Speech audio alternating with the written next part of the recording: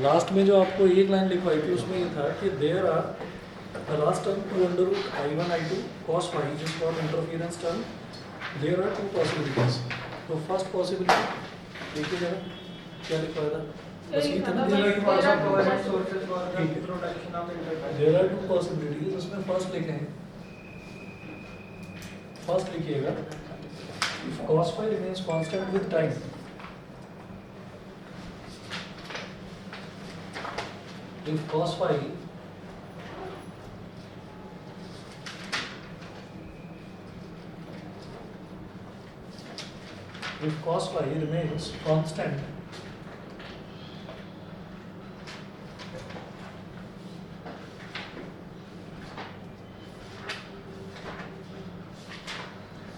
If cos phi remains constant with time, comma, the total intensity at any point will be constant.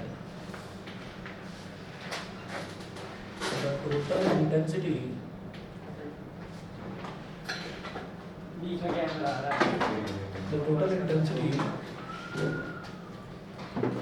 at any point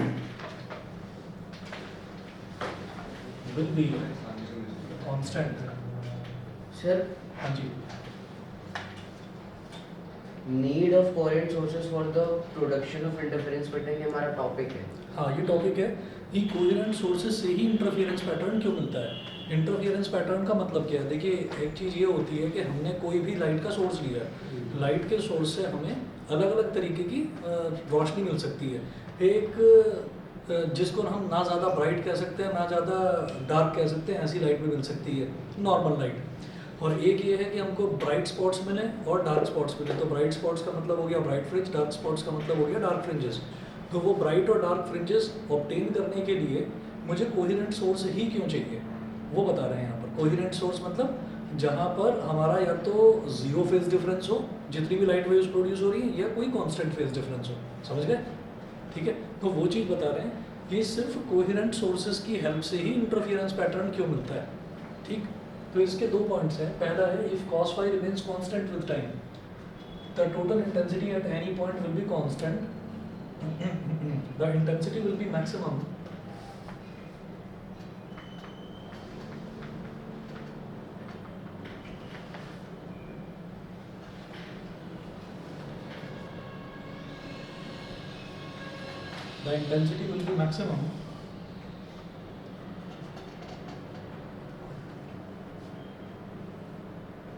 under root I1 square plus under root I2 square. Sorry under root I1 plus under root I2 का whole square कर दो. under root I1 plus under root I2 का whole square at points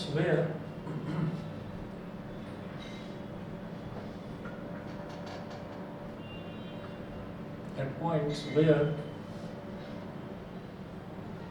cos phi is equal to at points where cos phi is equal to 1 and minimum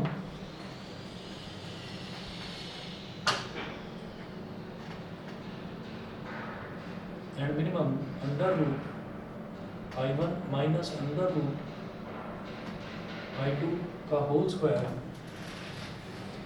at points where cos phi is equal to -1.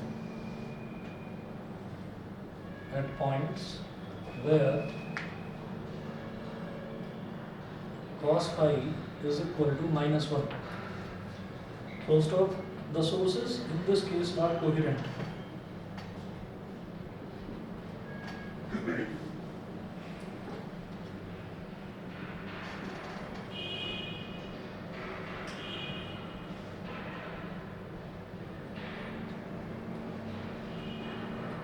The sources in this case are coherent. तो आप खुद देख लीजिए. हमने ये देखा था कि जो I है, I की वैल्यू क्या आपने देखी थी. I is equal to I1 plus I2 plus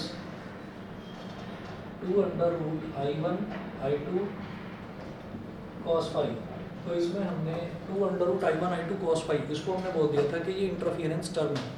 अब जो इंटेंसिटी है, इंटेंसिटी बिल्कुल मैक्सिमम जब होगी तब मेरे को ब्राइट फ्रिंज मिलेगा. इंटेंसिटी जब मिनिमम होगी तब मेरे को डार्क फ्रिंज मिलेगा. ठीक. मैक्सिमम कब होगी. I1 प्लस I2 तो ऐसे ही रहने वाला है. ठीक है. 2 अंडर रूट I1 I2 ये भी ऐसे रहने वाला है. cos phi जो है इसकी मैक्सिमम वैल्यू क्या होती है +1 और मिनिमम वैल्यू -1. तो आप ये देखो कि अगर +1 हो गई इसकी value, if cos phi is equal to +1, मैं ये साइड में बस ऐसे ही आपको करके दिखा रहा हूँ, इसको नोट करने की कोई ऐसी ज़रूरत नहीं है, सिंपल चीज़ है। आई cos phi अगर +1 हो गया तो आई को क्या बोलेंगे, इस i1 को आप बोल दीजिए √i1 का स्क्वायर, इस i2 को बोल दीजिए √i2 का स्क्वायर, ठीक है, और इसको बोल दीजिए 2 √i1 इंटू √i2, और cos phi हो गया 1, तो ये a² + b² + 2ab हो गया, मतलब a + b का होल स्क्वायर। तो इसलिए इसको बोला हमने √i1 + √i2 का होल स्क्वायर। और इसी तरीके से आप ये देखिए कि ये इंटेंसिटी मिनिमम कब होगी, यानी कि हमको डार्क फ्रिंज कब मिलेगा, जब cos phi की वैल्यू -1 होगी। cos phi की वैल्यू अगर -1 है तो i is equal to √i1 का स्क्वायर प्लस √i2 का स्क्वायर, और cos phi की वैल्यू -1 हो गई तो इसको माइनस बोल दीजिए, -2 √i1 i2, ये हो गया। तो a² + b² -2ab, तो इसलिए क्या हो गया, इसलिए हमारी इंटेंसिटी हो गई √i1 -√i2 का होल स्क्वायर, ठीक है। तो ये हो गया हमारा मिनिमम इंटेंसिटी का केस, ये हो गया मैक्सिमम इंटेंसिटी का केस। मैक्सिमम इंटेंसिटी मतलब ब्राइट फ्रिंज, मिनिमम इंटेंसिटी मतलब डार्क फ्रिंज। और दोनों ही केसेस में हम ये कह रहे हैं कि जब cos phi को कांस्टेंट कर दिया गया, cos phi की वैल्यू फिक्स कर दी गई, या तो +1 कर दी तो डार्क फ्रिंज मिल गई, या -1 कर दी, मतलब cos phi बार बार चेंज नहीं होगा। cos phi बार बार चेंज नहीं होगा, इसका मतलब क्या है कि जो हमने दोनों वेव्स ली हैं, जिसकी पहले की इंटेंसिटी i1, दूसरे की इंटेंसिटी i2, उनके बीच में कांस्टेंट फेज डिफरेंस है। कांस्टेंट फेज डिफरेंस यानी कि कोहेरेंट सोर्स, तो कोहेरेंट सोर्स होगा तभी मुझे इंटरफेरेंस पैटर्न मिलेगा, ठीक है। अच्छा, अगर कोहेरेंट सोर्स ना हो, यानी कि इनकोहेरेंट सोर्स हो, तो इंटरफेरेंस पैटर्न नहीं मिलेगा, उसको सेकंड पॉइंट में नोट कर लीजिए। तो अगर नीड ऑफ कोहेरेंट सोर्स आपसे पूछा जाता है तो ये 2 पॉइंट्स आपको एक्सप्लेन करना है, बस इतना इसमें लिख देना कि चाहे एक्सप्लेन करने की ज़रूरत नहीं है, इतना लिख दीजिएगा बहुत है। और सेकंड लिखें, सेकंड में देखिएगा इसमें है if cos phi varies continuously with time,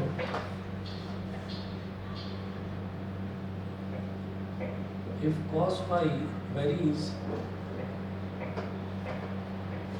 continuously with time, if cos phi varies continuously with time, assuming both positive and negative values, assuming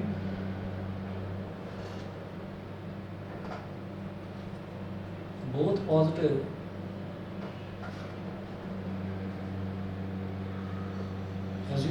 positive and negative values,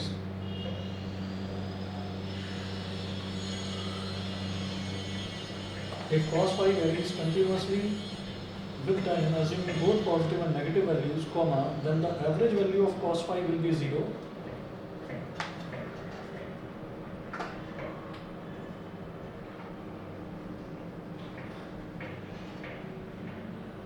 Then the average value of cos phi will be 0 over time interval of measurement.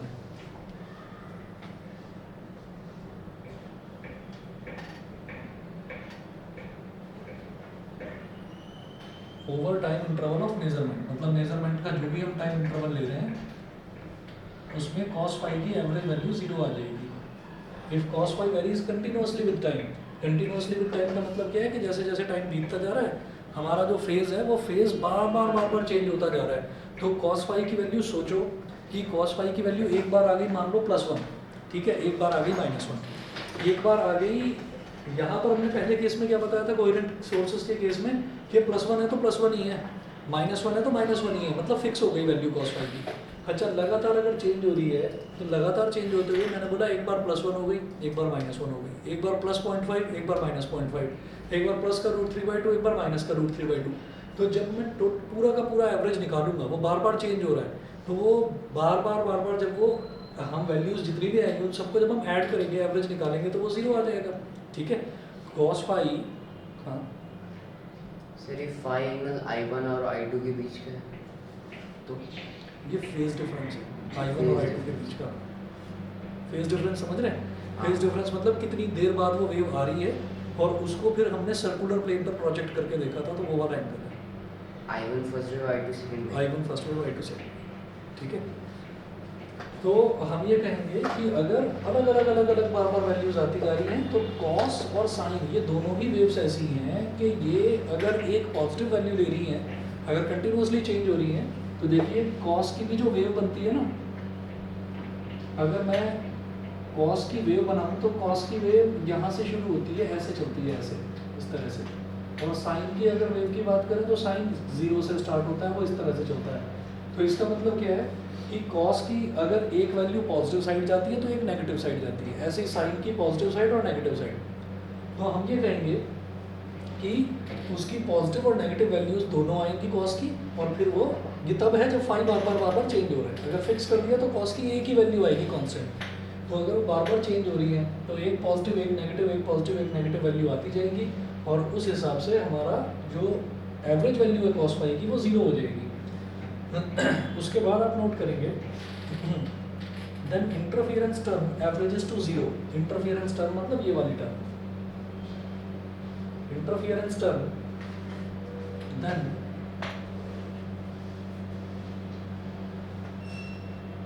interference term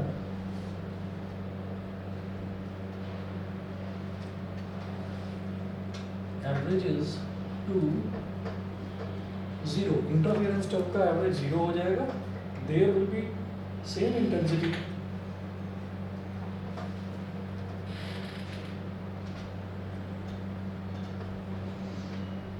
there will be same intensity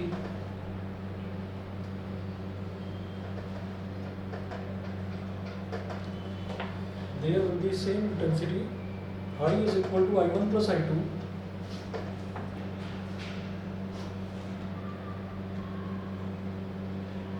I is equal to I1 plus I2 at every point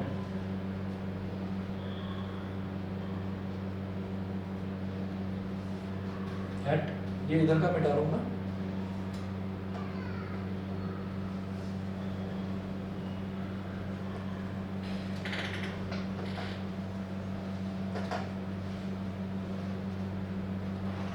there will be same intensity I is equal to I1 plus I2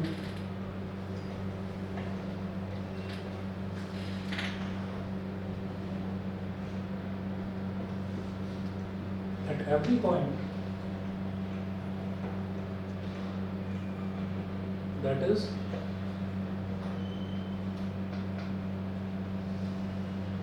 there will be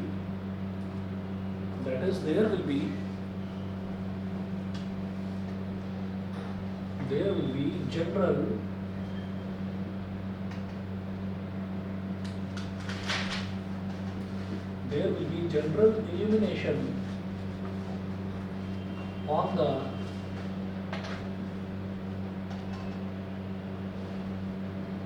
observation screen.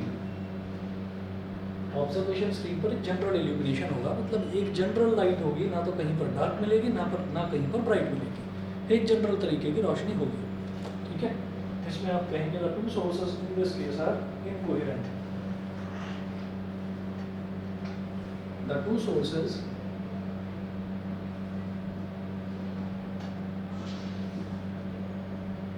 in this case are incoherent। इस case में जो दो sources हैं वो incoherent है। Coherent में interference pattern मिलेगा, incoherent में जनरल इल्यूमिनेशन मिलेगा, ना डार्क ना ब्राइट। ठीक, उसके बाद नोट करेंगे theory of interference fringes. Next topic note करेंगे थ्योरी ऑफ इंटरफेरेंस। सर एक बार सेकंड वाला पॉइंट पूरा समझा दो। सेकंड वाला पॉइंट में देखिए ऐसा होता है कि जब हम ना किसी भी दो हमारे पास वेव्स हैं, एक वेव का इल्यूमिनेशन है I1 या इंटेंसिटी बोल दीजिए I1 plus I2 plus 2 under root I1 I2 cos phi. ठीक है, अब यहाँ पर ये वाली जो टर्म है 2 under root I1 I2 cos phi, इसको हम बोलते हैं इंटरफेरेंस टर्म, क्योंकि यही टर्म वो है जो डिसाइडिंग फैक्टर है, जो ये बताता है कि ये जो इंटेंसिटी है ये मैक्सिमम होने वाली है या मिनिमम होने वाली है। उसके बाद हम ये कहेंगे कि मैंने cos phi की अलग अलग वैल्यूज़ देखी। cos phi की हमने अलग अलग वैल्यूज़ देखी। cos phi की एक जगह वैल्यू आती है हमारे पास, मान लीजिए प्लस का √3/2, तो एक वैल्यू आती है माइनस का √3/2, एक वैल्यू आती है प्लस का 1/2, एक वैल्यू आती है माइनस का 1/2, एक वैल्यू आती है 0। तो हम क्या कर रहे हैं, हम ना कॉस का ग्राफ देख रहे हैं। हम किसी का भी ग्राफ जब देखते हैं, अच्छा ये कैसे आएगी, ये ऐसे आएगी कि मैंने फाई की अलग अलग वैल्यूज़ देख ली। तो फाई की अलग अलग वैल्यूज़ आप क्या बोलेंगे,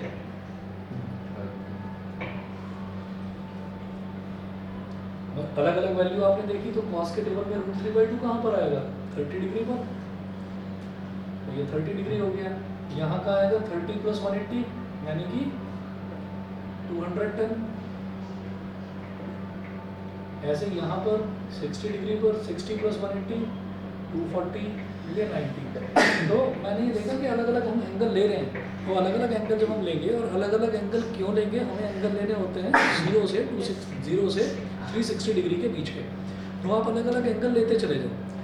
वो जो अलग अलग एंगल्स हैं, उन अलग अलग एंगल्स पर cos phi की वैल्यू अलग अलग आएगी। तो एक बार इसके साथ में प्लस का √3/2 मल्टीप्लाई हो जाएगा, एक बार माइनस √3/2 मल्टीप्लाई हो जाएगा। क्या इस I1 I2 पर कोई फर्क पड़ रहा है, नहीं ना भाई। I1 + I2 तो एज इट इज रहा, तो फर्क किस पर पड़ रहा है, इंटरफेरेंस टर्म पर। एक बार cos phi की वैल्यू प्लस का 1/2, एक बार माइनस का 1/2। तो मान लो मैंने 1000 अलग अलग वैल्यूज ले ली, तो 500 वैल्यू पॉजिटिव आएंगी और 500 वैल्यू वही नेगेटिव काउंटर पार्ट्स आ जाएंगे। तो फिर जब मैं सबको ऐड करूंगा ना, तो ऐड करने पर जो हमारी ये इंटरफेरेंस टर्म्स हैं, positive 500 positive values 500 negative values को काट देंगी, कैंसिल हो जाएंगी। तो अल्टीमेटली हमारे पास क्या बचता जाएगा, I1 + I2 I1 + I2 I1 + I2, बस यही बचेगा। तो I1 + I2 का मतलब क्या है कि जो हमारी ऑब्जर्वेशन स्क्रीन है ना, ऑब्जर्वेशन स्क्रीन मेरे को पूरी ऑब्जर्वेशन स्क्रीन एक जैसी ही इंटेंसिटी के साथ जगमगाती हुई दिखाई देगी। ना तो बेहद ब्राइट होगी और ना ही बेहद डार्क होगी, ऐसा नहीं होगा।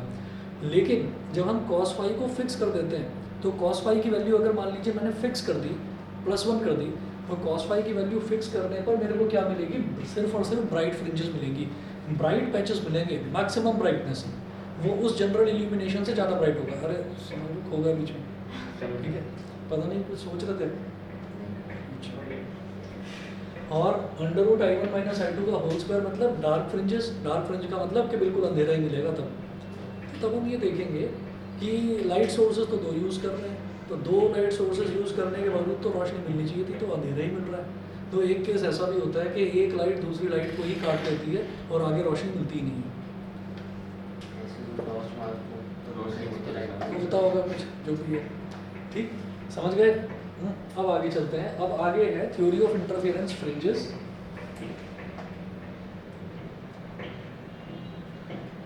इसमें लिखें फ्रिंज विड्थ। फ्रिंज विड्थ का मतलब क्या है कि मैं ये कह रहा हूँ कि जो मुझे ब्राइट और डार्क पैचेस मिल रहे हैं, उनकी कुछ पर्टिकुलर विड्थ होती होगी, हम कहेंगे हाँ जी विड्थ होगी उसकी। वो विड्थ किस फॉर्मूले से कैलकुलेट करना है, ये वो चीज़ है जो तुम्हारे एग्जाम में पूछा गया था, YDSC वाला जो क्वेश्चन था।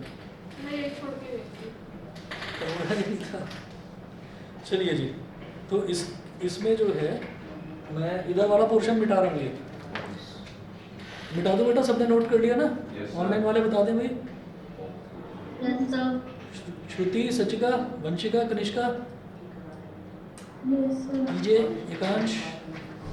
ऑनलाइन में से हर बार हर बच्चा यस सर बोलता है। आप तो किसी को नो सर बोलते सही बात है आपने। चलो इसके खिलाफ भी एक मुहिम चलाई जाएगी। हाँ कि ऑनलाइन में सब यस सर बोलते, कोई नो नहीं बोलता।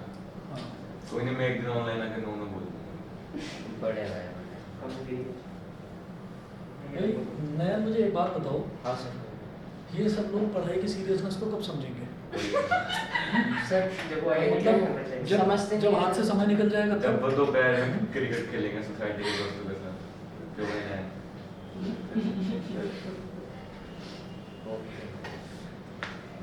भाई आजकल का तो पता नहीं पेरेंट्स का, पहले तो ये कहा जाता था कि बेटा समझ जाए, बेटा समझ जाए, समय चल जाएगा क्या है फायदा ना? होगा? नहीं तो जब समय निकल गया ना तो नहीं, एक मिनट, फिर हमें मत कहना कि तब हमने रोने कुछ के कहा। अलावा तुम्हारे पास कुछ बचेगा नहीं, और तब तक बहुत देर हो चुकी होगी। ये भी एक डायलॉग होता था, बेटा तब तक बहुत देर हो चुकी होगी। और मैं मतलब हम लोगों को ना सबको यही समझ में आता था यार, देर मतलब टाइम, तो हम टाइम देखने लगते थे यार कौन सी देर होगी। अरे यही सोचते थे। सर उन्हें वो समझ में नहीं आता था। नया को बताते हैं भाई एडन बताता ये है भाई जोक्स Jinx. या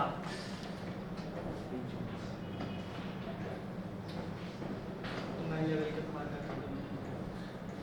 एक डायग्राम बना लेना इसमें। बल्ले बल्ले बस भाई मत वीडियो मत। ये इस तरह बनाओगे, इधर ही बना। सर डायग्राम खतरनाक तो है। हाँ खतरनाक नहीं नहीं, वो तो है। खतरनाक वाला नहीं है, एक घंटे का है वही, सर है वो वही। एनसीईआरटी में नहीं है डायग्राम। कोई बात नहीं, यहाँ जरूर बना लेना। सही बात है, पढ़ तो लो भाई। भाई पढ़ दो, देखो वो बता रहा है आदित्य कैसे करना है।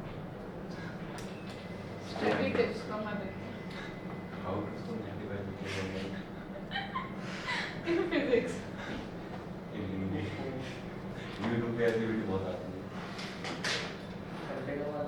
10 दिन सिलेबस कैसे लास्ट मंथ स्ट्रेटजी 10 दिन सिलेबस कैसे कंप्लीट करना 30 मिनट स्टडी 24 घंटे में और जस्ट बिफोर योर एग्जाम। उनका थंबनेल सर ऐसा भयानक भयानक सा होता है हाँ कि ये वीडियो देख ली तो आपकी जिंदगी बदल जाएगी। और सर वीडियो बदलता पूरा कुछ नहीं है। बदलता कुछ नहीं हाँ, है, पक्का हो ही ये जाएगा। लगता है, ये वो लगता है बताते पहले, हुए कि ये point- पहले एग्जाम में 10 घंटे बचे हुए थे, अब एग्जाम में सिर्फ 9.5 घंटे बच रहे हैं। इन्होंने कहा तो वहीं का वहीं हो और पीछे चला गया।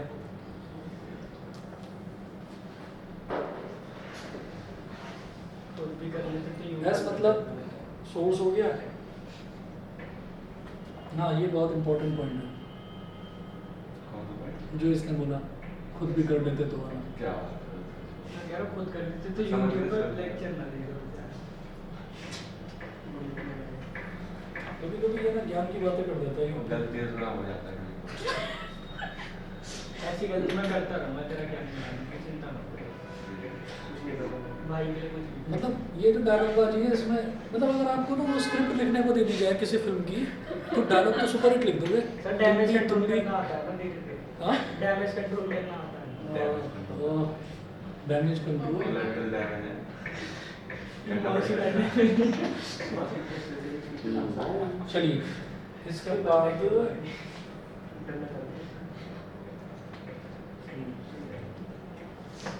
कोई आपके रोल में मूवी मूवी बनाते हैं हाँ वो थिएटर चौधरी थी। सर ये तो फिर से वही है। कोई रोल में है जो मतलब मूवी मूवी बनाते हैं अरे थे लेकिन चले गए, वो अब नहीं गए। सही बात है, उसका exercise है, amount। बाय बॉडी देखिए ना ठीक है।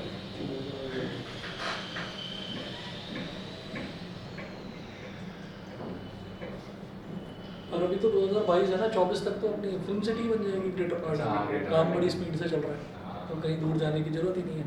तुम लोग अपना यहीं पर चले जाना ऑडिशन देने, ये चला जाएगा, ये भी ये तो IIT का है। ये तो IIT अगला कौन कौन बन रहा है वहाँ? दोबारा बोलिए। अगला वरुण धवन कौन बन रहा है वहाँ पे?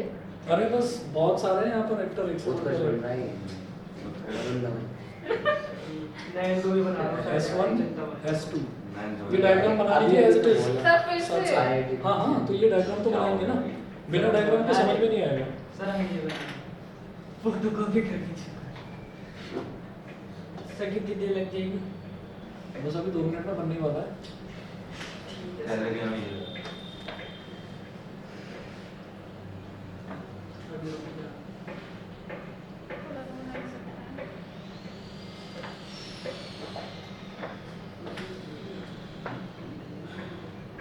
ये easy है।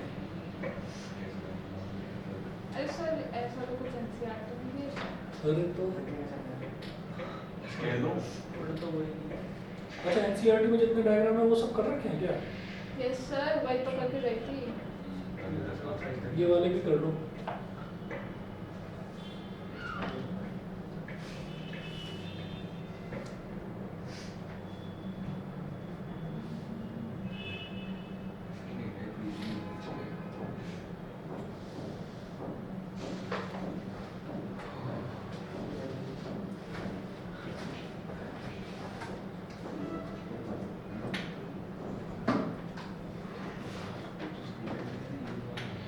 बिना डायग्राम के फॉर्मूला कैसे डिराइव करा है हमने एनसीईआरटी में? चलो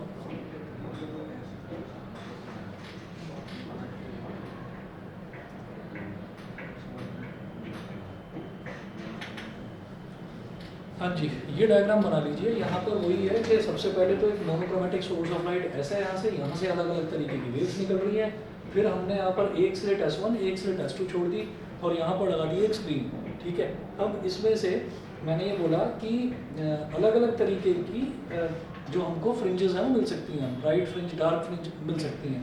तो मैं अगर एक ब्राइट फ्रिंज की बात करूँ तो मैंने बोला कि वो पॉइंट P पर मिल रही है, तो मैंने उसको S1 से ज्वाइन कर दिया और उसको S2 से ज्वाइन कर दिया, S1 से और S2 से, इन दोनों से ज्वाइन करके और फिर मैं फ्रिंज विड्थ कैलकुलेट करने का एक फॉर्मूला देखूंगा, ठीक है, जिससे सर, मुझे ये फ्रिंज क्या होती है?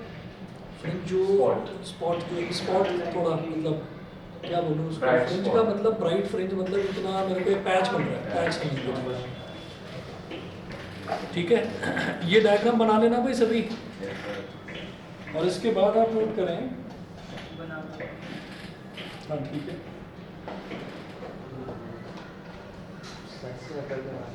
कौन? मैंने क्या कहा सर, बना कर आगे छोड़ अब पकड़ना तो फिर अरे भाई ध्यान देना उस पर, एक साथ बहुत लोग पता नहीं इनकी ना स्क्रिप्ट राइटिंग ही नहीं खत्म होती, डायलॉग लिखवा लो इनसे।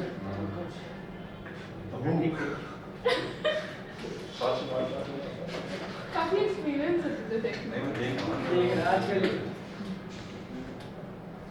ससुराल सिमर का ये भी तो है ना सीरियल, ससुराल सिमर का। मुझे पता है सर। सर ये सभी को बता पता होता है। दादी हमारे batch Let lambda be the wavelength of light used here.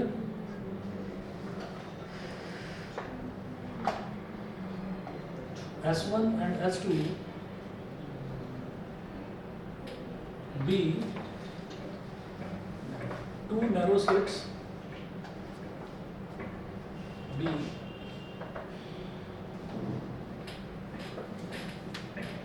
two narrow slits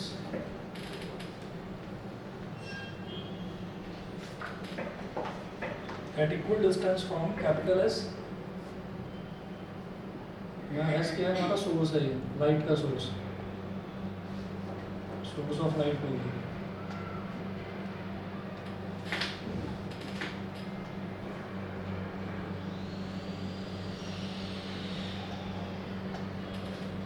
At equal distances from capital S, ठीक है।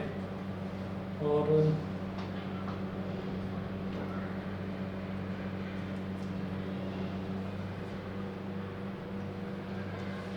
light waves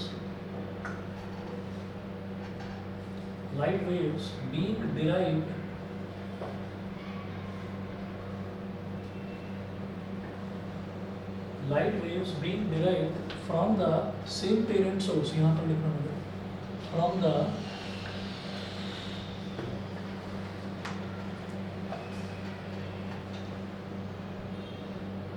being derived from the same parent source act as two coherent sources, act as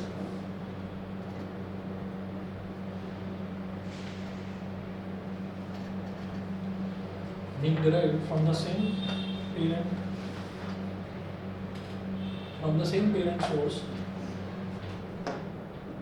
comma S1 and S2 act as coherent sources. S1 and S2 act as coherent sources separated by a small distance d.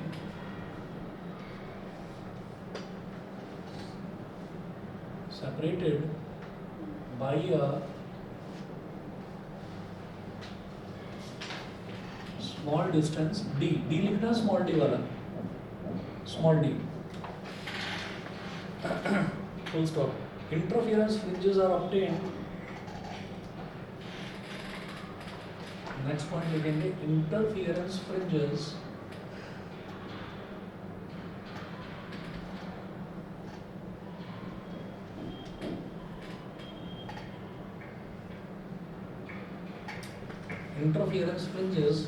are obtained on a screen placed at distance capital D, on a screen placed at distance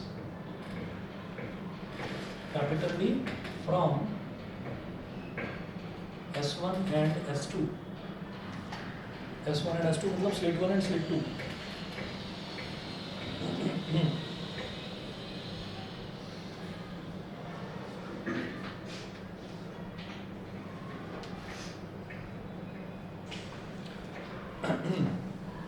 फिर लिखें consider a point capital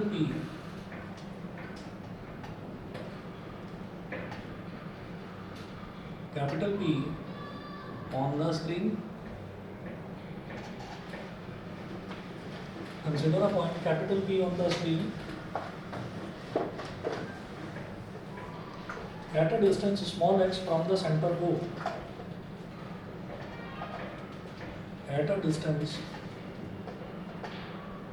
small x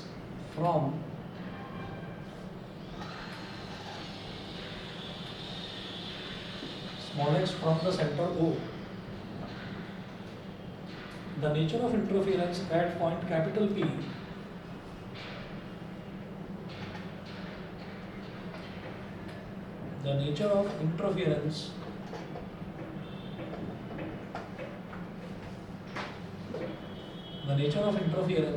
at point capital P depends on the path difference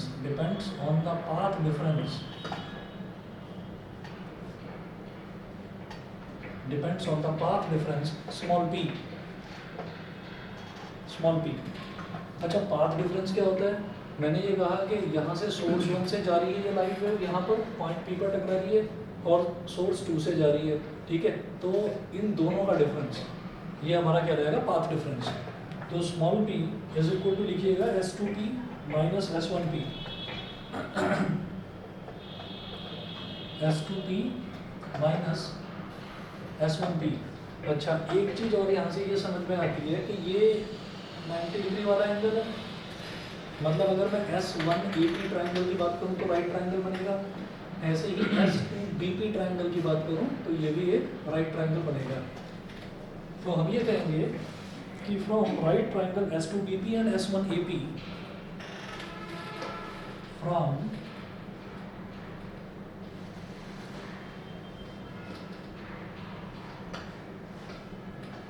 right triangles S2BP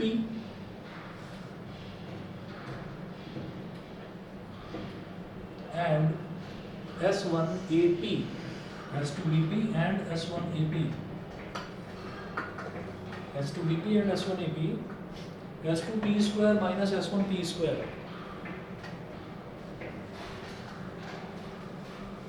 मैं path difference निकालना चाहता हूँ small p। अच्छा path difference जब हम small p निकालेंगे तो पाथ डिफरेंस हम क्यों निकाल रहे हैं? पाथ डिफरेंस हम इस वजह से निकाल रहे हैं कि पाथ डिफरेंस ब्राइट फ्रिंज के लिए किस तरह से वेरी करता है?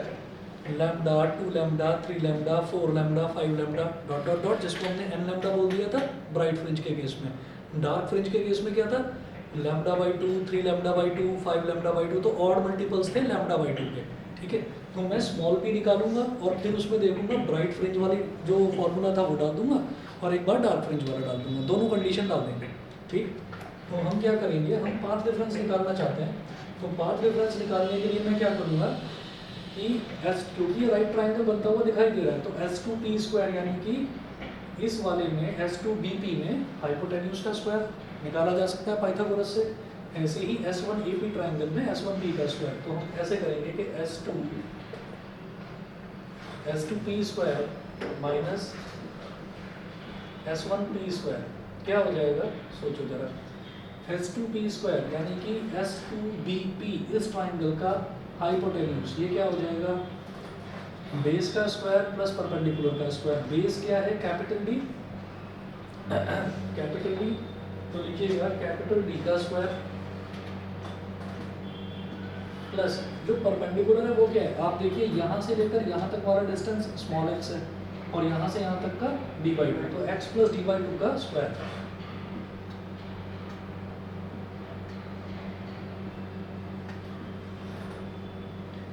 ये तो हो गया s2p²। पाइथागोरस थ्योरम लगा रहे हैं सिंपल, समझ गए? बताओ भाई, क्लियर है? माइनस s1p का स्क्वायर, s1p क्या हो जाएगा, ये s1p का स्क्वायर, ये क्या हो जाएगा अगेन d का स्क्वायर प्लस ये कितना बचेगा यहाँ से यहाँ तक x और ये d/2, तो x माइनस d/2, तो d का square plus x minus d/2 का स्क्वायर। एक्सपैंड कर लो, ये d स्क्वायर है तो d स्क्वायर तो एज इट इज रहेगा, ठीक है? इस ब्रैकेट में d square plus a plus b का होल स्क्वायर, तो x स्क्वायर प्लस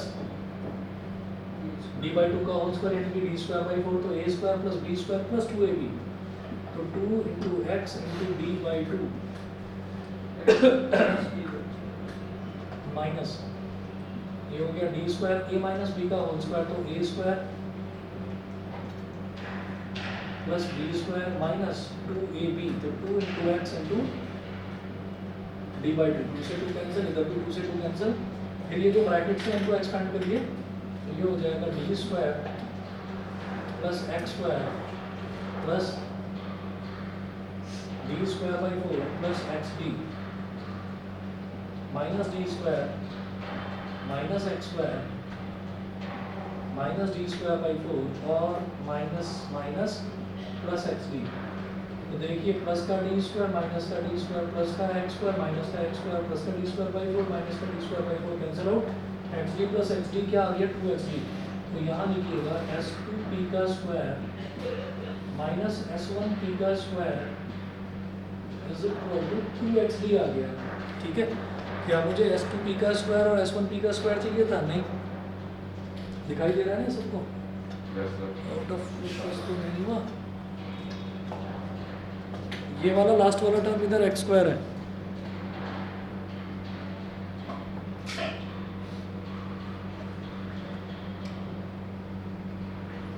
आप लोग खुद से ही करिए क्या था?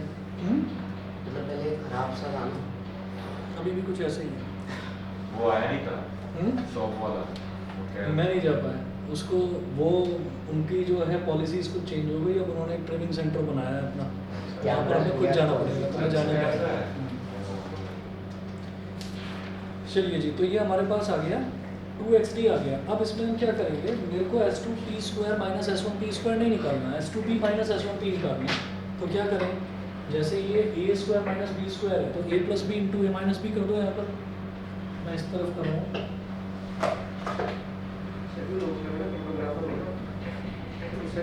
मुझे वहीं जाना है, बिल्कुल सही कह रहे हो, और मेरे दिमाग में यही है, मैंने इनको बुलाया भी था। तो जो एक चीज़ है जो हमें देखनी है, इसकी तो मैं बहुत सारी चीज़ें सीख चुका हूँ, बस लाइटिंग का मेरे को करना है, लाइट की गड़बड़ है। तो जैसे अब आप लोग पढ़ रहे हो ना, तो अब आप लोगों को तो बिल्कुल सही लग रहा है, कोई प्रॉब्लम नहीं है, लेकिन कैमरा को सही नहीं लग रही है वाली लाइट, बस तो ऐसी लाइट करनी है जो दोनों को ठीक लगे। चलिए, तो a square minus B square क्या हो गया, a प्लस बी मतलब s2p plus s1p multiply by s2p minus s1p is equal to 2xd, तो s2p minus s1p is equal to 2xd upon s2p plus s1p।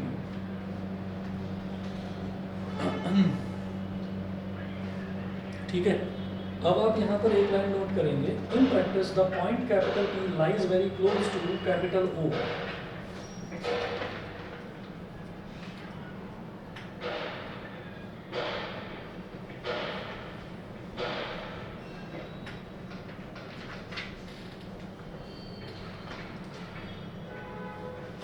lies very close to capital O। ये जो point capital P है ये O के काफ़ी नज़दीक लाई करता है, तो जब ये नज़दीक लाई करता है तो हम ये कहेंगे कि जो हमारा S2P और S1P है ये ऑलमोस्ट इक्वल होगा। और किसके इक्वल होगा, आप ये देखिएगा कि जब ये O के नज़दीक आ गया तो हम इसको बोल देंगे कि ये हमारा D के लगभग D के इक्वल है। मैं ये कहूँगा कि अगर ये O के नज़दीक है तो ये वाली लाइन कुछ इस तरह से हो जाएगी, ये वाली लाइन कुछ इस तरह से हो जाएगी। तो हम ये बोलेंगे कि इनके बीच में एंगल नहीं बन रहा है कोई बहुत बड़ा, समझने के लिए हमने एंगल बनाया है, ये बड़ी बड़ी लाइंस दिखाई हैं, लेकिन कोई बहुत बड़ा एंगल नहीं बन रहा है। तो जब एंगल नहीं बनेगा तो हम ये कहेंगे कि S2P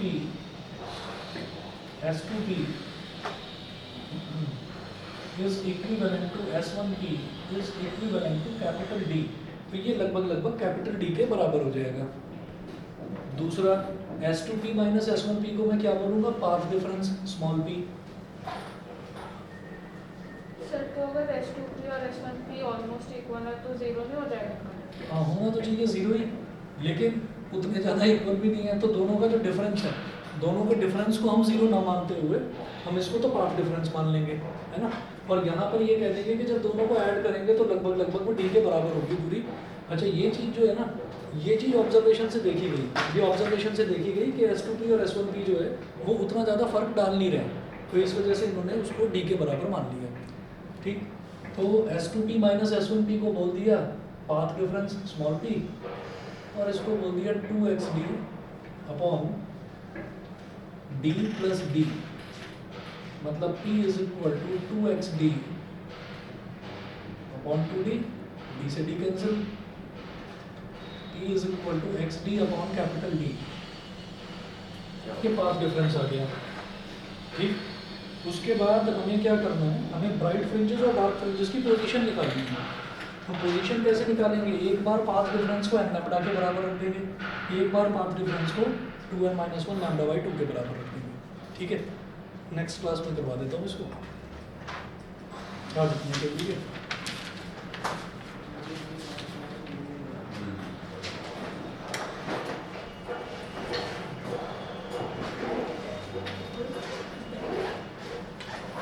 So ओके ओके।